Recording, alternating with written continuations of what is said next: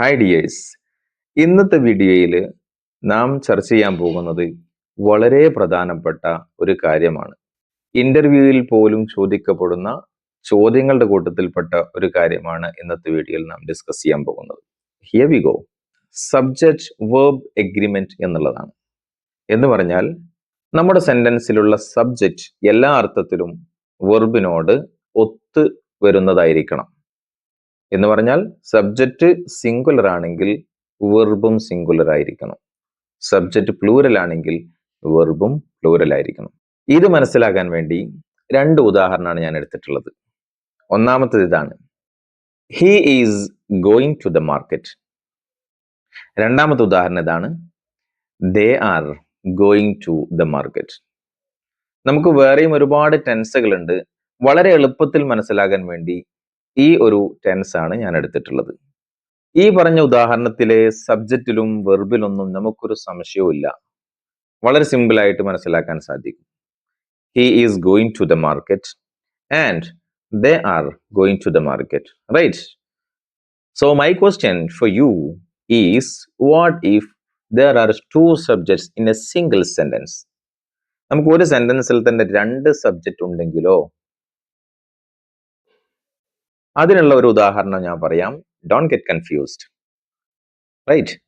Either the students or the teacher dash coming to my home.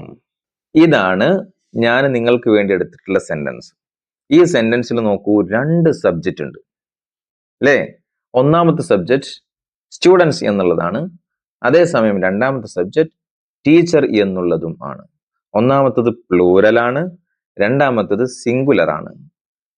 ഒന്നാമത്തെ പരിഗണിച്ചുകൊണ്ട് R എന്നാണോ ഈ ബ്ലാങ്കിൽ നിങ്ങൾ കൊടുക്കുക, അതോ രണ്ടാമത്തേതിന് പരിഗണിച്ചുകൊണ്ട് ഈസ് എന്നുള്ളതാണോ നിങ്ങൾ കൊടുക്കുക? This is a kind of question where most of the candidates are getting confused, even in the interview, even in front of the interviewers. So guys, you don't get confused. I'll give you simple rules and regulations and the simple tips for you.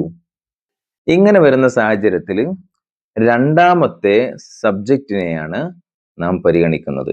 ഈ ഉദാഹരണത്തിൽ നോക്കൂ, either the students or the teacher is coming to my home.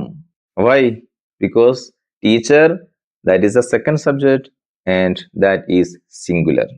And my dears, on the other hand, if you are going to take the same example as vice versa, for example, I would say either the teacher or the students dash coming to my home, what would you say? Yes, of course, are coming to my home. Why? Because second subject is plural. That's it. I'll give you one more example. Either Suresh or his friends dash watering the plants. What's your answer for this? Yes, are watering the plants. Why? Because we have used his friends as the second subject, which is plural. So obviously we should take are here. അപ്പൊ മൊത്തത്തിൽ രണ്ടാമത്തെ subject ആണ് നാം എടുക്കേണ്ടത്, right?